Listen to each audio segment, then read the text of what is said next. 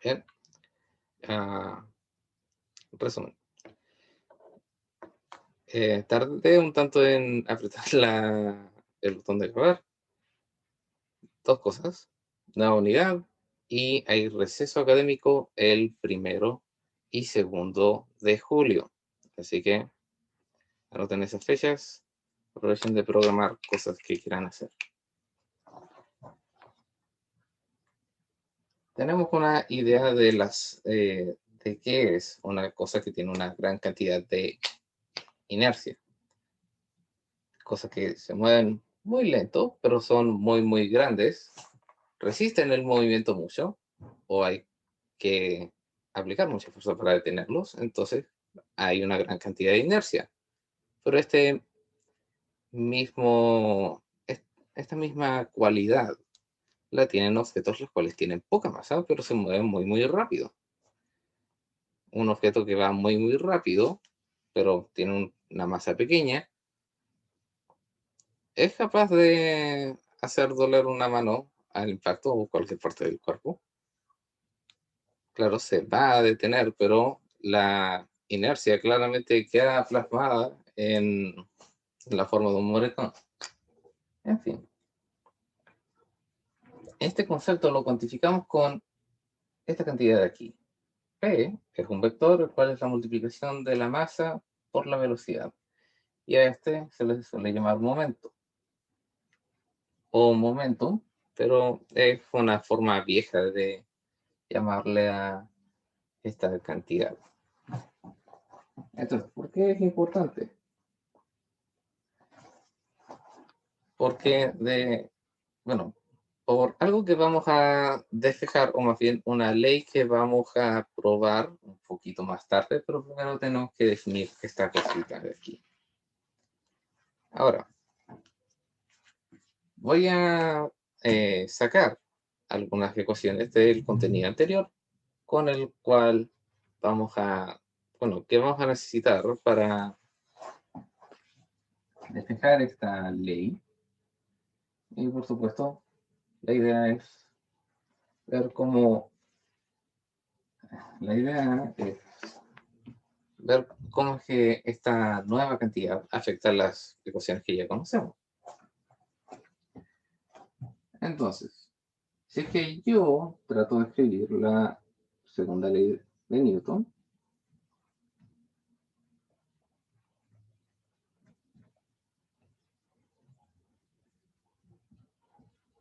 en términos del momentum, ¿qué es lo que voy a encontrar?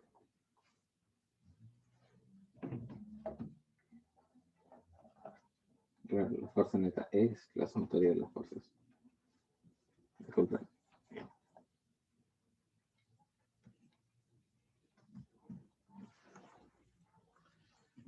Sabemos que la fuerza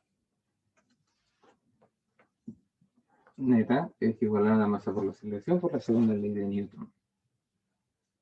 También no hay que olvidar de que esta cantidad, como bien la aceleración, es igual a la diferencia de velocidades dentro de un lapso de tiempo.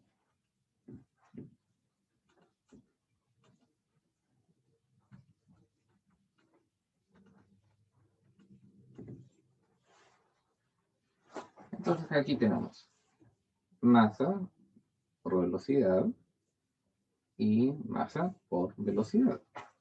Vamos a disolver este paréntesis y vamos a tener otra cosita aquí. Tenemos masa por velocidad final dividida en delta t menos masa por velocidad inicial dividida en delta t.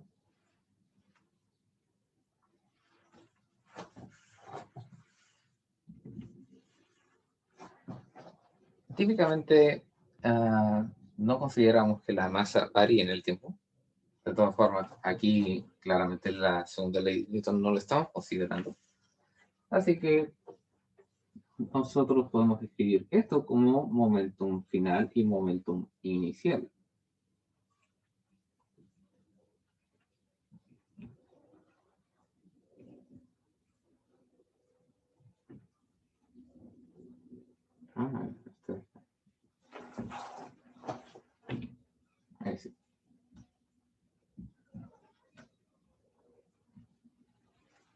comparten un denominador, vamos a dejarlo como momento final menos momento inicial.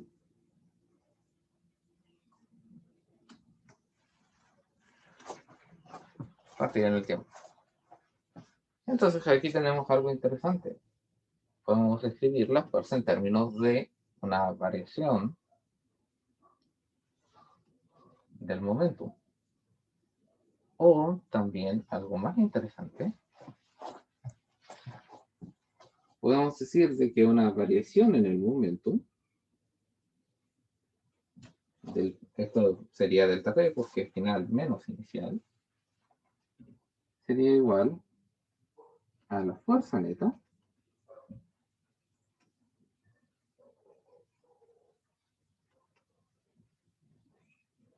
por una diferencia de tiempo. Y tiene sentido. ¿Por qué? Porque ¿qué es lo que hace de que un objeto acelere? ¿Qué es lo que causa de que un objeto pase de estar en reposo? Y recuerden, reposo cuenta como cuenta tanto para en movimiento rectilíneo uniforme o para un objeto que no tiene velocidad respecto al observador. Velocidad constante o velocidad cero respecto a un observador inercial sigue siendo reposo. Si es que yo aplico una fuerza, más bien, solo aplicando una fuerza sobre un objeto en reposo, yo voy a poder cambiar su movimiento. Si es que un objeto tiene un momento constante, o sea, masa constante, velocidad constante, el momentum no cambia y eso también me dice de que la fuerza neta tendría que ser cero, porque la diferencia de tiempo nunca va a ser cero. Pero también me dice, si es que hay un cambio en el momentum, es porque se aplicó una fuerza. Y curiosamente, esto lo van a ver ojalá en cursos más avanzados, si es que la masa cambia, esto también implica un cambio, una diferencia en la fuerza neta. Pero eso es más que nada una curiosidad para que lo piensen un poco. Pero fuera de eso, también esto se conecta con el teorema de trabajo y energía, en el cual el trabajo hecho por una fuerza se igualaba a un cambio en la energía cinética. Era la fuerza, la cual, bueno, más bien, esto ya nos da una segunda confirmación de que son las fuerzas las cuales eh, transforman un objeto que está en reposo a un objeto que está acelerando. Por lo tanto, va a cambiar su cantidad de movimiento final.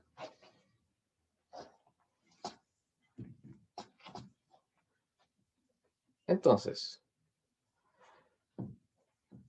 con esto, ¿qué más podemos hacer?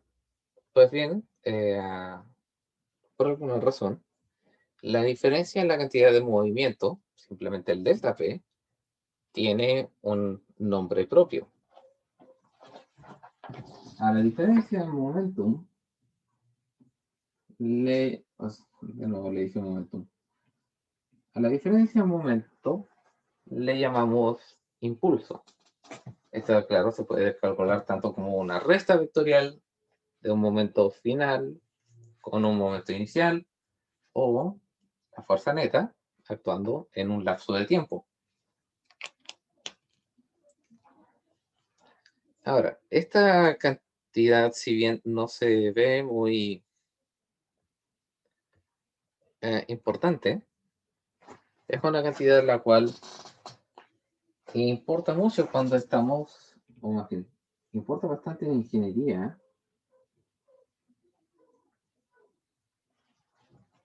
porque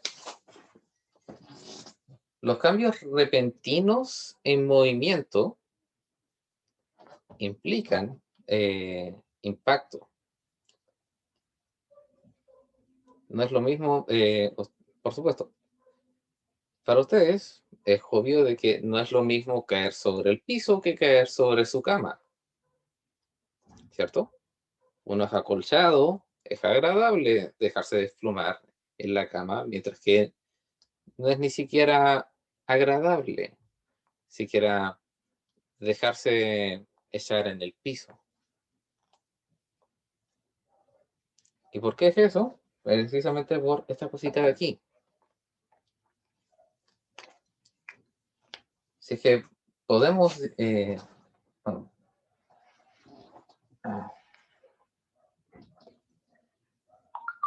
si es que me permiten, voy a volver a poner la fuerza neta escrita en términos del impulso aquí.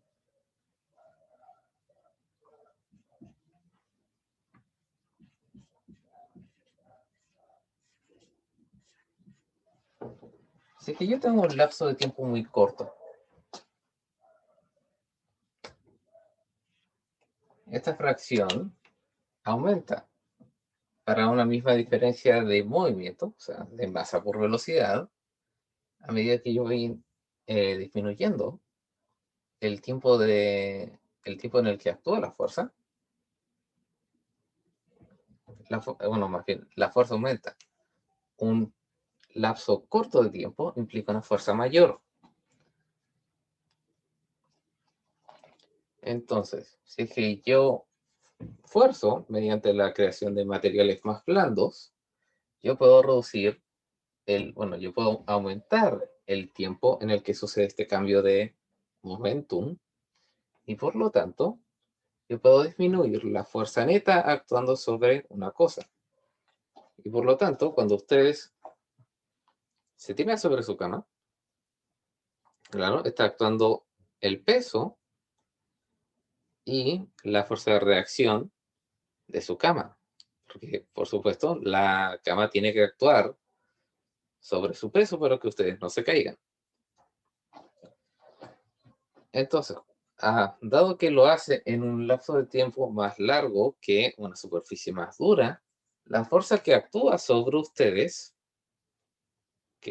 bueno, la fuerza de la cama, la fuerza que ejerce la cama sobre ustedes, es hecha sobre un largo tiempo, sobre un largo lapso de tiempo y por lo tanto es menor. Ustedes sienten menos impacto.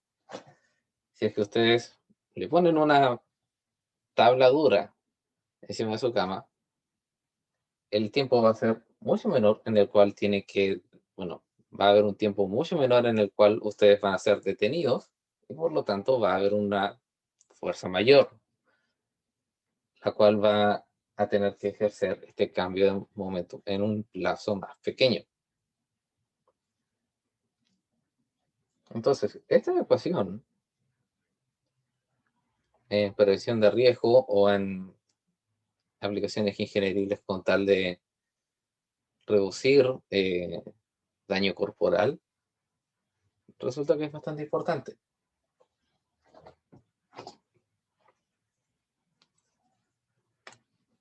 Ahora,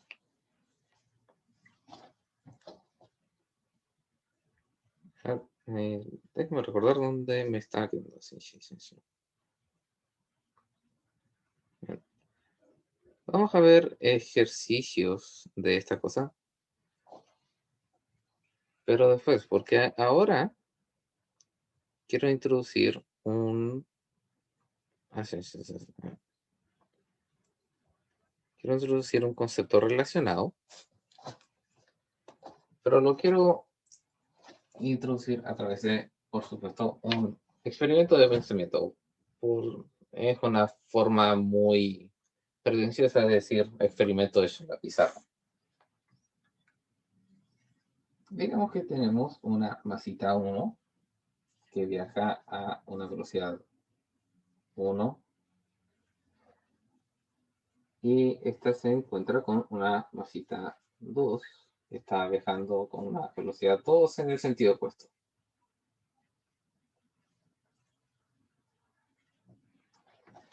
Y todo esto va a ocurrir dentro de una dimensión, o sea, una línea recta. Supongo de que solamente pueden moverse dentro de un tubo bastante estrecho, pero se puede mover solamente en esta línea. Entonces van a colisionar. Hasta ahora no tenemos, por lo menos nosotros, bueno, nosotros no hemos visto en este curso, supongo que algunos de ustedes de media ya sabrán a dónde estoy yendo con esto, no tenemos un formalismo para colisiones, no tenemos una matemática para explicar colisiones. Sabemos de que se van a encontrar, van a chocar y luego se van a devolver con velocidades diferentes, algo por el estilo. Pero lo que tenemos es la segunda ley de Newton. Entonces, ¿cómo es que explicamos esto? Pues bien, en el momento del impacto tenemos que la masa 1 aplica una fuerza de la 1 a la 2 y la masa 2 aplica una fuerza de la 2 a la 1. Sabemos por la tercera ley de Newton de que estas dos fuerzas son iguales y opuestas. Así que F1,2 sería igual a menos F2,1. ¿Cierto? Ahora, no conocemos las cantidades de estas fuerzas, así directamente, o que nos digan, no sabemos nada de eso. Nada. Pero lo que sí podemos saber es, claro, sabemos la masa, podemos saber la velocidad con la que entran al tubo, y si es que se pueden medir las velocidades con las que entraron al tubo, se pueden medir las velocidades con las que van a salir del tubo. Entonces, después de la colisión, va a tener otra velocidad. Va a tener una velocidad 1 final, por decirlo así. Esta va a tener una velocidad 2 final.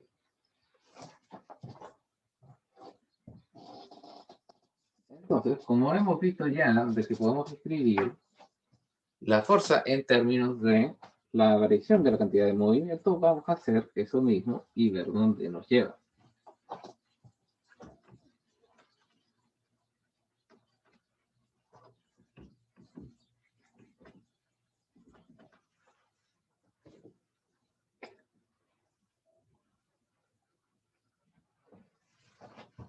Y claro, en este tubo no hay nada más actuando sobre, por lo menos el eje X, más allá de estas fuerzas. Así que para masa 1 y para masa 2, esta es su fuerza neta. Entonces, F1, 2 sería igual a la diferencia de momentum sobre el tiempo en la masa 1. Entonces, esto sería masa 1, se está gastando no, masa 1, velocidad 1 inicial, final, ¿verdad? Menos velocidad 1 inicial. Vamos a poner vectores aquí. Creo que va a ser importante. Entonces, fuerza 1, 2, eso está actuando en I positivo. Entonces, I. Masa 1, velocidad 1 final. Sabemos de que tiene que ir en la dirección contraria. Así que esto es menos I. Menos masa 1, velocidad 1 inicial. Esto va en I positivo. Esto sería actuando sobre una diferencia de tiempo t. Ahora, 2, 1. Esta fuerza está actuando en... los 1 está actuando en X negativo, así que vamos a poner menos aquí.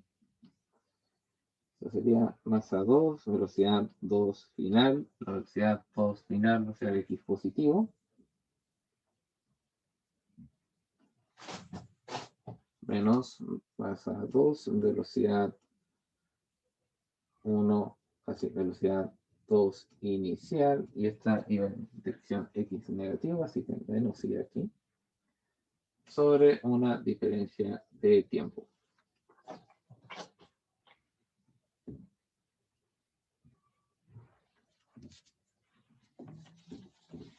Sé que parecen muchas cosas, pero vamos a simplificar esto.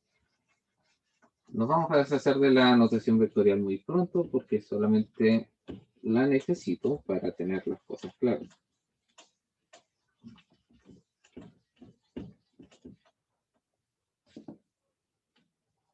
Entonces, esto sin tanto y corro y todas esas cosas sería F12. Sería masa 1, velocidad, así. Menos masa 1, velocidad 1 final, menos masa 1, velocidad 1 inicial, dividido en delta T. Y F21 menos sería masa 2, velocidad 2 final, menos masa 2, velocidad 2 inicial. Así, esta es menos, así que esto es más. Y esto sobre delta T.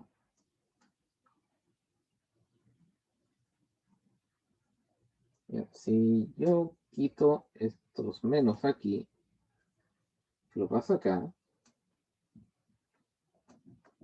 tengo suma y tengo suma. Y estas dos cantidades, bueno, son iguales en... claro. Sería mejor tener esto en... uno de estos en negativo.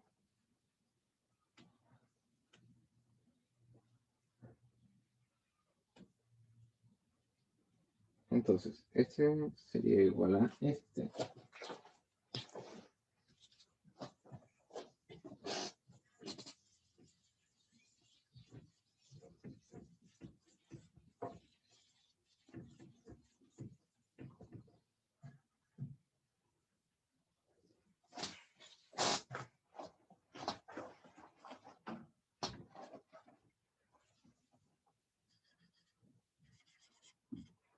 Entonces, masa 1, velocidad 1 final, menos masa 1, velocidad 1 inicial, dividido en delta T.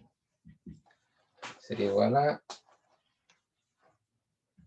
masa 2, velocidad 2 final, más masa 2, velocidad 2 inicial, dividido en delta T. Podemos multiplicar por delta T y deshacernos de esta cosa en ambas ecuaciones. Y nos queda esto. Esto ya les debería empezar a ser familiar. Vamos a agrupar los iniciales con los finales.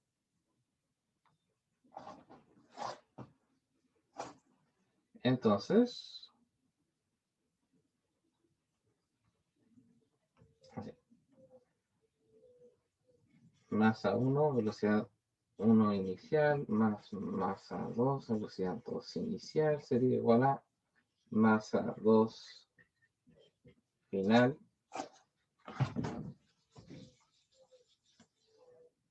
así, masa 1, velocidad 1 final, más masa 2, velocidad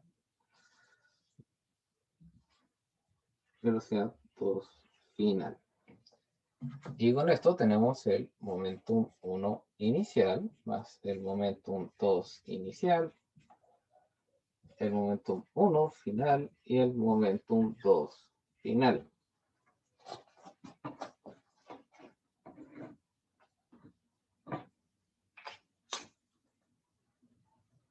Con esto llegamos a la ley de conservación del momento.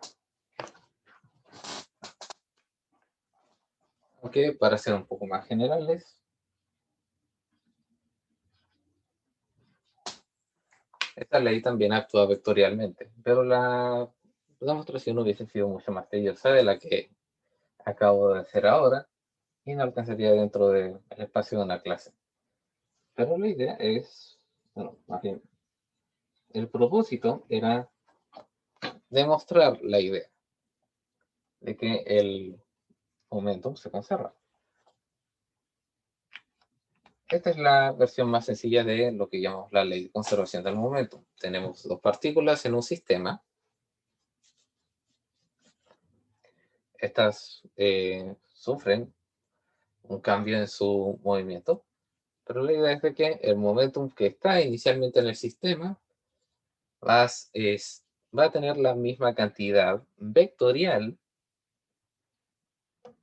a lo largo del sistema. Esta cantidad se va a conservar. Si bien puede de que en un sistema cerrado tengamos muchas partículas, estas experimentes fuerzas, porque esto es, por supuesto, causa de una fuerza el hecho de que cada una de las partículas individuales sufra cambios en su momentum. El sistema de por sí tiene una cantidad de momentum, es una cantidad de momento constante. Eso quiere decir de que un gas perfectamente aislado puede que tenga muchos de sus átomos chocando entre sí, pero si es que uno el, mide la cantidad de momento, más la cantidad de momento que hay inicialmente y posteriormente, la cantidad debería ser la misma. Entonces, ¿para qué usamos principalmente esta ecuación? En este curso, para hacer ejercicios de colisiones. A veces va a venir una partícula por acá y otra por acá, y ustedes van a calcular hacia dónde se van con esta ecuación.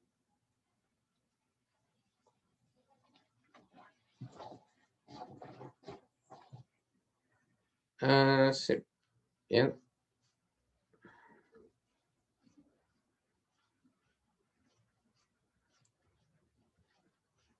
Entonces, vamos a estudiar los diferentes tipos de colisiones la próxima clase. Ahora vamos a ver cómo se aplica toda esta maraña de conceptos que acabo de presentar. Así que vamos a seguir los ejercicios resueltos de Survey, del libro guía, para que ustedes se familiaricen con cómo es que se usan.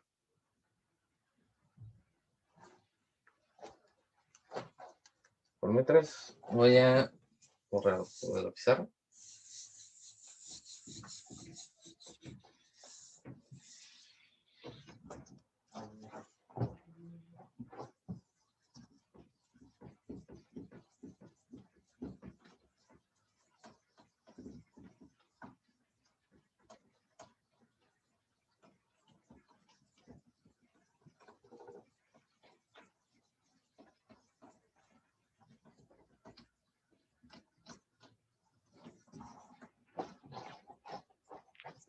¿Bien? Entonces, un arquero, un arquero está en pie y en reposo sobre hielo sin fricción. Es importante el hecho de que se puedan imaginar el hecho de que ustedes están tratando de usar un arco sobre un campo de hielo, idealmente medio mojado. Entonces, un arco está de pie y en reposo sobre sobre hielo sin fricción. La masa combinada del arquero y el arco es de 60 kilogramos. Si el arquero dispara una flecha de 0,030, ahí dice 0,0300, muy específico, kilogramos, horizontalmente a 50 metros sobre segundo en la dirección positiva del eje X. ¿Con qué velocidad se mueve el arquero a través del hielo después de que dispara la flecha? Ahora, según lo que entendieron ustedes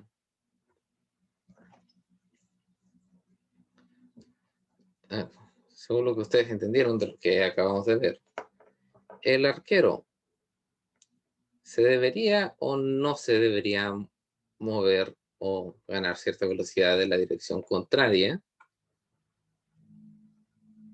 eh, al momento de disparar la flecha. Eventualmente sería muy poquita porque como es más pequeña la masa. Pero va a ganar cierta velocidad y está sin roce. Así que sí, Sí, sí. nosotros no solemos ver eso porque casi todas las superficies tienen roce. Hasta el hielo tiene roce, pero como es típicamente poco, siempre se usa eh, para referirse uno a superficies las cuales no tienen fricción.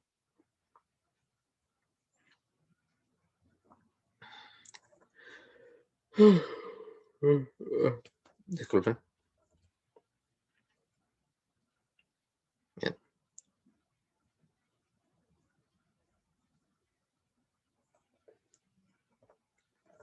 Entonces, claro, no, primero nos preguntan por la velocidad a la cual se desplaza el arquero después de disparar la flecha. A continuación dispara una flecha idéntica a la misma velocidad con respecto al suelo, pero en un ángulo de 30 grados sobre la horizontal. Encuentre su nueva velocidad. C. Estime la fuerza normal que actúa sobre el arquero cuando la segunda flecha es acelerada por la cuerda del arco. Suponga que la longitud del tiro es de 0,08 metros. Todo esto es algo de lingo de arquería que, más que nada por curiosidad, sé que es, aunque probablemente ya podrán haber deducido de que tiro se refiere al, en este caso, para lo que nos importa, la distancia sobre la cual la tensión de la cuerda actúa sobre la flecha, esencialmente la cantidad de el recorrido para calcular el trabajo. Entonces, vamos primero por A. La velocidad que el arquero gana luego de disparar la flecha. Más bien, inmediatamente después.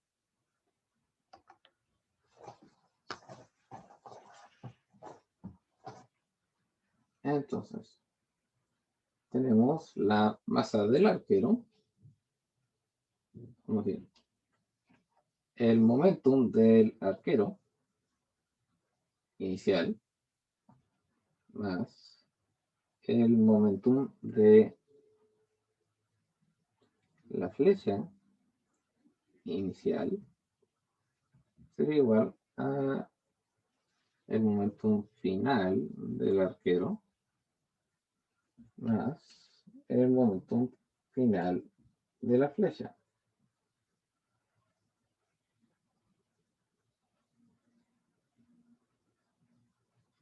Sí, es. Entonces,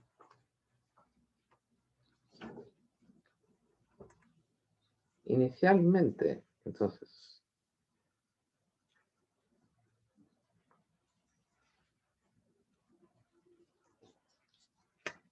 ahora, una buena pregunta. ¿Cuáles son las condiciones iniciales de nuestro sistema? ¿Es en el momento en el que está tensado y la flecha está quieta? ¿O es en el momento inmediatamente en el cual el arquero suelta la flecha, pero la flecha todavía está puesta dentro de la cuerda?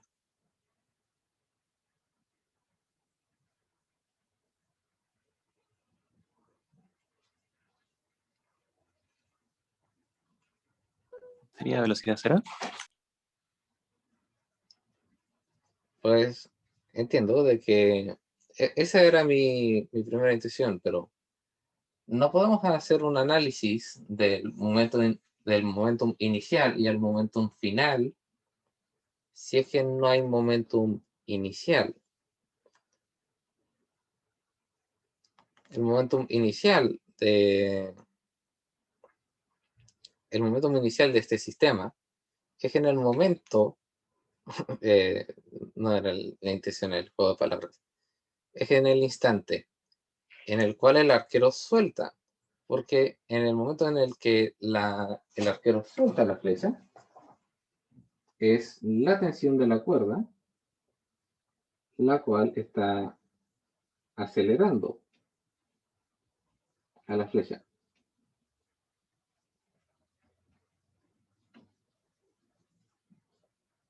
Entonces tenemos la tensión aquí, tenemos la tensión aquí, actuando hacia allá, la fuerza neta está actuando en el eje positivo, está acelerando la flecha, está cambiando su momentum. Eso se entiende. Ahora, imagínenselo desde la perspectiva del arquero, más bien desde el arco. Lo que ve el arco es de que está quieto. Todos los marcos inerciales se ven a sí mismos como quietos, pero ve que pasa una flecha a través suyo, constantemente acelerando, pero ve de que se está quedando atrás de la flecha.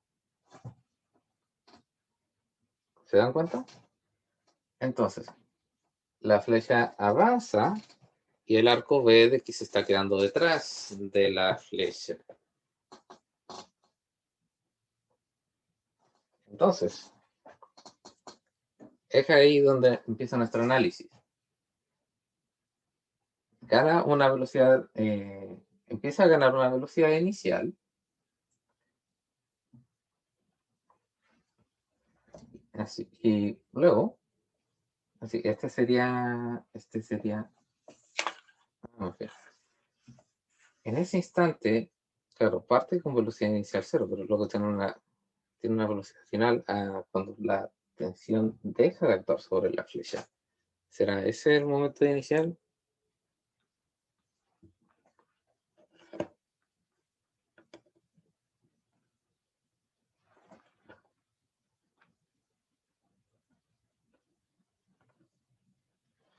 Bien, resulta un poco más confuso de lo que debería ser, disculpen.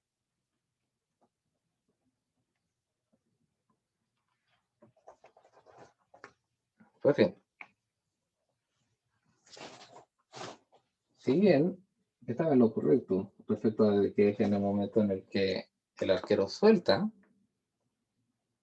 la, que el arquero suelta la flecha, tiene un razón en el que los momentos iniciales sean cero, porque la, incluso si es que es en el preciso instante en el que el arquero suelta la flecha, aún así ambas velocidades iniciales son cero.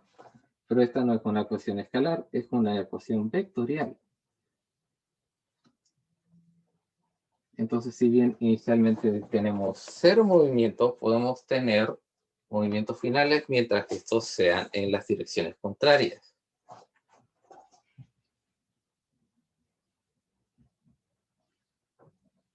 Entonces,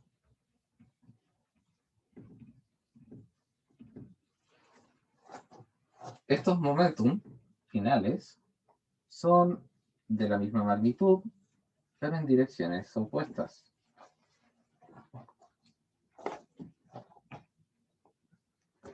Hay que cambiar de plumón.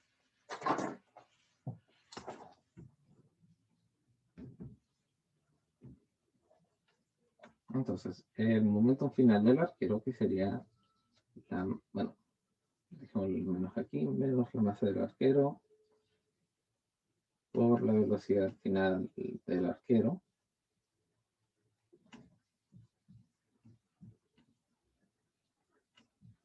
se igual a la masa de la flecha por la velocidad final de la flecha.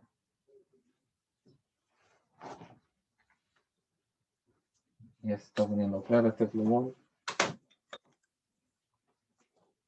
Entonces, lo que nos están preguntando es esta cantidad de aquí y tenemos todo el resto. Así que tenemos que hacer el menos para acá.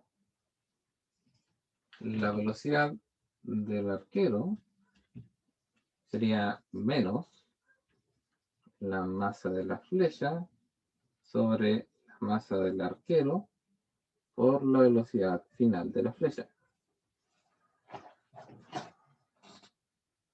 Como este movimiento es unidimensional, lo podemos distinguir con el signo. Hay necesidad de notación vectorial más allá de este punto. Y como habían predicho, la velocidad que va a ganar el arquero va a ser muy pequeña porque es precisamente la masa del arquero la cual está dividiendo estos términos, los cuales aumentan esta cantidad. Entonces, ¿cuáles son los datos? La masa de la flecha era 0,03 kilogramos.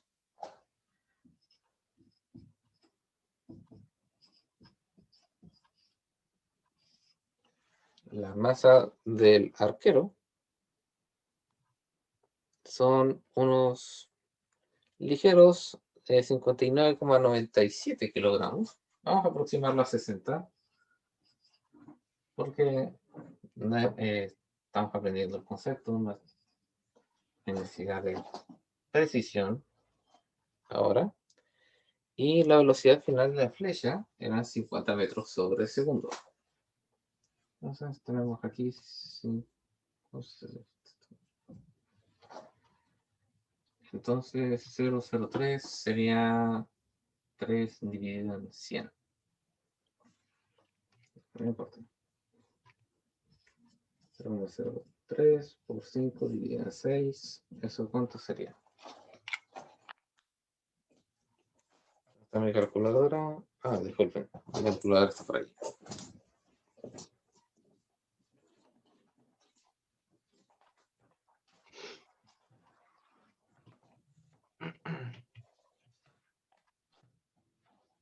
Entonces, 0,03 por 5.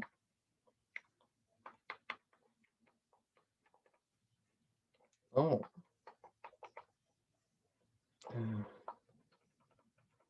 Disculpen, tengo que hacer aparecer el símbolo de multiplicar aquí en mi calculadora. 5 dividido en 6. 0,025.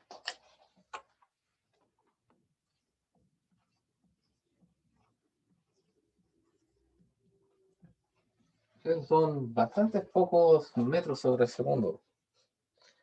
A ver si es que lo multiplicamos por si es que lo multiplicamos por 100, tendríamos la respuesta en centímetros por segundo.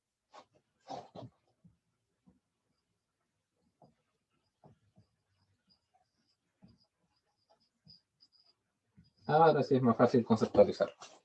2,5 centímetros sobre segundo.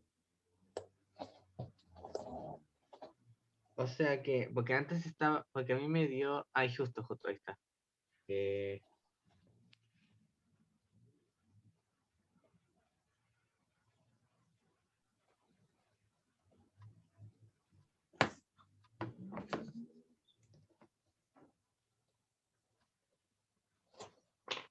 es lo que te dio?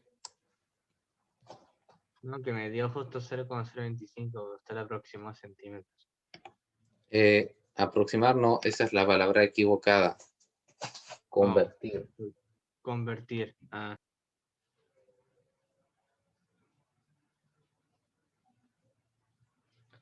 ¿Eh? Entonces tenemos eso. Y luego tenemos el mismo ejercicio, pero la flecha está siendo lanzada hacia arriba.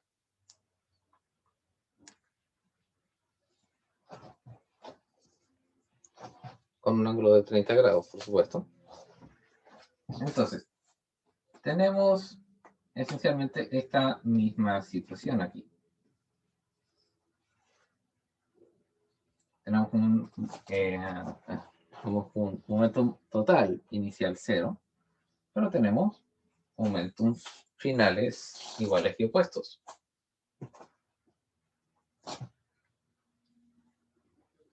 Bueno, de hecho tenemos esta misma situación de aquí abajo, que es lo mismo.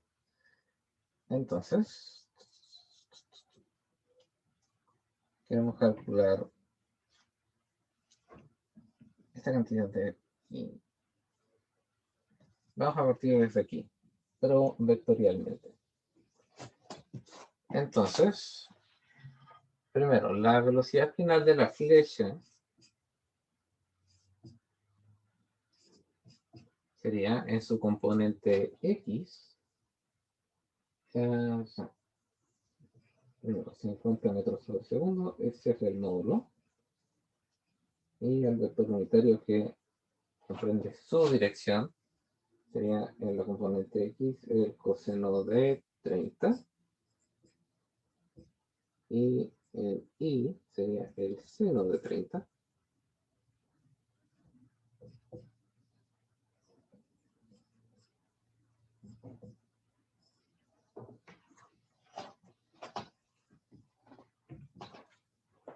Ahora, aquí, por supuesto, hay que tener un poco de sentido común y, por supuesto, obviar la cantidad de momentum en el eje Y.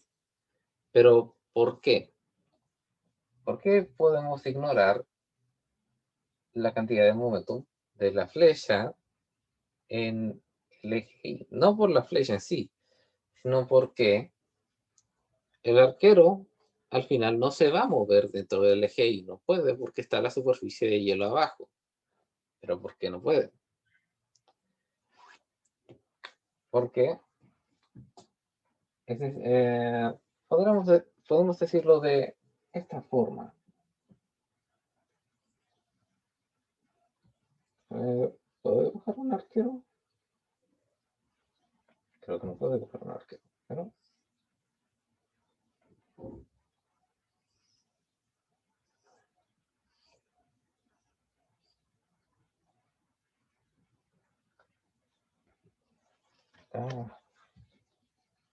primero, un cuello.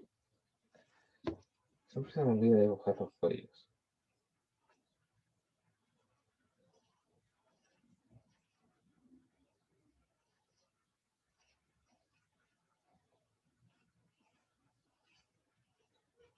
Bien. Una forma en la cual podemos justificarlo es de que, sí, el momento vertical de la flecha sí se transfiere al arquero, pero el arquero no puede cambiar su posición, así que si bien el momento de la flecha que va directamente hacia abajo se transfiere, dado de que no puede cambiar de posición en el eje Y, este tiene que transferir su momento derechamente a la Tierra. Entonces, el arquero respecto al momento de la flecha en el eje Y, se puede decir de que hace un intercambio entre la flecha y derechamente a la Tierra, lo ayuda. Entonces, por ejemplo, cada vez que lanzo este plumón hacia arriba y le doy momento hacia arriba, y este me da su momentum de vuelta hacia mí, yo como estoy siendo sujetado por el suelo de mi casa, este, eh, este momento se transfiere derechamente a la Tierra y dado la masiva masa de la Tierra, simplemente podemos ignorar y la velocidad que la Tierra gana por este intercambio es absolutamente minúscula y imposiblemente pequeña de medir. Ahora, pasando a resolver el ejercicio y no tratar de justificar físicamente cosas que derechamente nos parecen obvias. La velocidad, sí, sería la velocidad del arquero final, sería la masa de la flecha dividida la masa del arquero por la componente X de sí,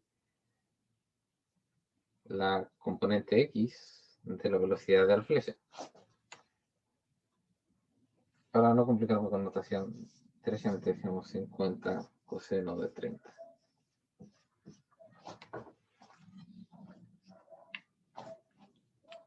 Entonces, esta cantidad sería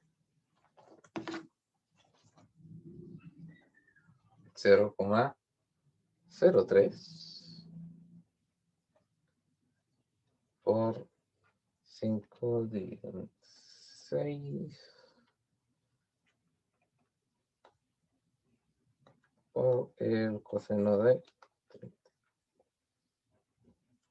Me dio raíz de 3 sobre 80.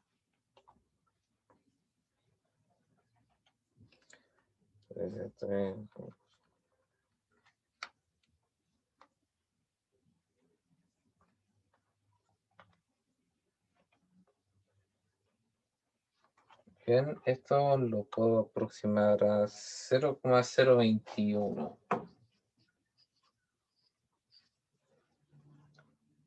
22, habría que aproximarlo. Ese va con signo negativo, profe, ¿verdad? Está ahí, sí.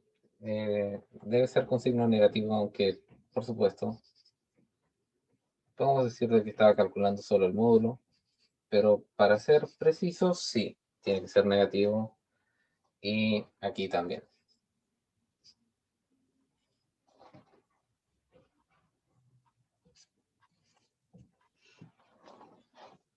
Gracias por la acotación.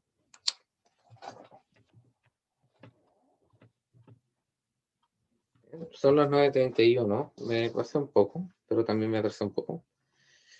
En fin. ¿Tienen preguntas sobre lo que hemos visto hasta ahora?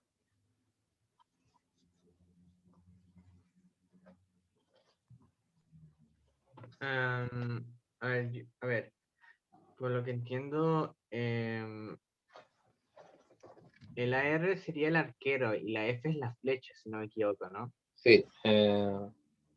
Probablemente pudiese haber puesto algo más de anotación o una anotación diferente, pero es lo No, que solo se era me para ocurrió en ese entender, momento. era para entender la simbología, básicamente. Sí. Mm.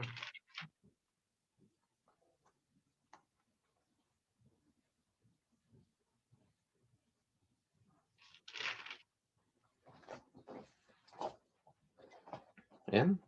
Voy a detener la grabación y voy a atender las preguntas que los demás tengan, si es que hay.